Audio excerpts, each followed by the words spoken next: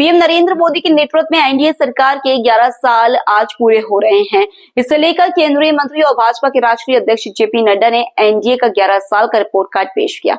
उन्होंने कहा कि 2014 से पहले की सरकार भ्रष्टाचार और नकारात्मकता से भरी हुई थी। हम विकसित भारत की बात करते हैं, हमने इसे दूर करके 11 वर्षों में विकसित भारत का आधार तैयार किया। एनडीए पारदर्शी और भविष्यदर्शी सरकार है। लोग गर्व से कहते हैं कि मोदी है तो मुमकिन है। पिछले 11 वर्षों में हम सबका साथ, सबका विकास, सबका विश्वास, सबका प्रयास के मंत्र के साथ आगे बढ़े हैं। पीएम नरेंद्र मोदी के नेतृत्व में एनडीए सरकार ने सोमवार को अपने 11 साल पूरे किए। पिछले साल 9 जून को बीजेपी नेता नरेंद्र मोदी ने तीसरी बार पीएम पद की शपथ ली थी। 11 साल पूरे होने के अवसर पर बीजेपी की तरफ से प्रेस कॉन्फ्रेंस हुई। बीजेपी अध्यक्ष जेपी नड्डा से लेकर केंद्रीय मंत्री अश्विनी वैष्णव, केंद्रीय मंत्री भूपेंद्र यादव, राज्यसभा सांसद अनिल बलूनी ने मोदी सरकार के 11 साल के कार्यकाल के बड़े काम-काज बताए। बीजेपी के राष्ट्रीय अध्यक्ष जेपी नड्डा ने प्रेस कॉन्फ्रेंस के दौरान कहा कि पीएम मोदी के नेतृत्व में हम 11 साल पूरे कर चुके हैं। 11 साल में जो पीएम मोदी के नेतृत्व में काम हुआ है वह स्वर्ण अक्षरों में लिखे जाने वाला काम है। देश में 11 साल पहले तुष्टीकरण और समाज को खंडित करके अपनी कुर्सी को सुरक्षित रखना राजनीतिक संस्कृति का तरीका बन गया था। 2014 के बाद पीएम के नेतृत्व वाली जिम्मेदार और जवाबदेह सरकार आई है, जिसने रिपोर्ट कार्ड की राजनीति शुरू की। पिछले 11 साल में मोदी जी के नेतृत्व वाली केंद्र सरकार ने भारत की राजनीति की संस्कृति बदली है। उन्होंने कहा कि 2014 से पहले पिछली सरकार भ्रष्टाचार और नकारात्मकता से भरी हुई थी, लेकिन 2014 के बाद हमने सकारात्मकता देखी। मित्रों, जैसा कि अभी अनिल बलूनी जी ने जो आपको बताया कि प्रधानमंत्री मोदी जी के नेतृत्व में हम 11 साल पूरे कर रहे हैं और उनके नेतृत्व में चलने वाला ये सरकार, उसके बारे में आज हम कोशिश करेंगे कि चर्चा करें, क्योंकि 10 साल 11 साल की अवधि को एक प्रेस कॉन्फ्रेंस में बांध देना ये बहुत ही कठिन काम है। लेकिन फिर भी जो विकसित भारत और विकसित भारत में अमृतकाल और अमृतकाल के लिए जो सेवा, सुशासन और गरीब कल्याण, इस पे जो समर्पित 11 साल प्रधानमंत्री मोदी जी के नेतृत्व में कार्य हुआ है, वह स्वर्ण अक्षरों में लिखे जाने वाला कार्य हुआ है।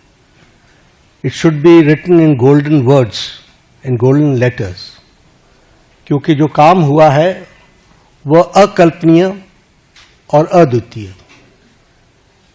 और इस बात को हमको ध्यान में रखना चाहिए कि किस तरीके से प्रधानमंत्री मोदी जी ने देश की राजनीति की संस्कृति, पॉलिटिकल कल्चर, देश के राजनीतिक संस्कृति, पॉलिटिकल कल्चर को उन्होंने परिवर्तित किया है। देश 11 साल पहले तुष्टीकरण पर और तुष्टीकरण के साथ साथ समाज को खंडित करके अपनी कुर्सी को सेफ करना, यह एक राजनीतिक संस्कृति का तरीका बन गया था। लेकिन प्रधानमंत्री मोदी जी के आने के बाद जब मैं कहता हूं कि he change the political culture of the country, तो politics of performance, responsive government, responsible government, एक जिम्मेवार सरकार, एक जवाबदेह सरकार, और इसके साथ साथ हम ये कहेंगे कि पॉलिटिक्स ऑफ रिपोर्ट कार्ड, यानी हम अकाउंटेबल गवर्नमेंट, जो हम काम कर रहे हैं उसको हम जनता के सामने अकाउंट करते हुए चीजों को रखें। ये नई संस्कृति पैदा हुई और इसलिए मैं बड़े गर्व के साथ ये कह सकता हूं कि पिछले 11 साल में मोदी जी के नेतृत्व में चलने वाली सरकार ने भारत की राजनीति की संस्कृति को बदलकर न्यू नॉर्मल, न्यू ऑर्डर को स्थापित किया है। और यह सरकार एक असरदार सरकार है। हमको ये याद रखना चाहिए कि that government before 2014 was full of corruption. भ्रष्टाचार से आकंठ डूबी हुई सरकार थी, घोटालों से में संलिप्त सरकार थी, वाली सरकार थी। एक नेगेटिविज्म का वातावरण था, कुछ नहीं बदलने वाला। लेकिन 2014 के बाद हमने ऑप्टिमिज्म देखा है। The shift, when I talk about political culture, I talk about the shift from negativism to positive. आज हम मतलब मैं नहीं, भारत का आम नागरिक कहता है मोदी है तो मुमकिन है। मोदी जी के बारे में ये धारणा बनना, समस्याओं का सॉल्यूशन करेंगे और समस्याओं को सॉल्व करेंगे, ये आम व्यक्ति की धारणा बन गई है। और इसीलिए हम ये भी आविष्कार और नवाचार, ये तीनों चीजें जुड़ी हैं। आज हम डेवलपमेंट भी कर रहे हैं और उसके साथ साथ हम बेस्ट प्रैक्टिसेस भी ला रहे हैं, नवाचार भी हो रहा है और इस तरीके से विकास के काम को आगे बढ़ाया है। अगर मैं मोदी जी के शब्दों में बताऊं तो उन्होंने कहा है कि this decade will prove to be the base of the development of the future विकसित भारत। और इसी काम को लेकर के जो हम लोगों ने उनके नेतृत्व में जो उन्होंने नीतियां दी, परफॉर्म, ट्रांसफॉर्म, रिफॉर्म, इसको हर पॉलिसी में हम सबको देखने को मिलता है, हर नीति में हमको देखने को मिलता है। एवरी पॉलिसी आप देखेंगे तो इट्स डिफरेंट।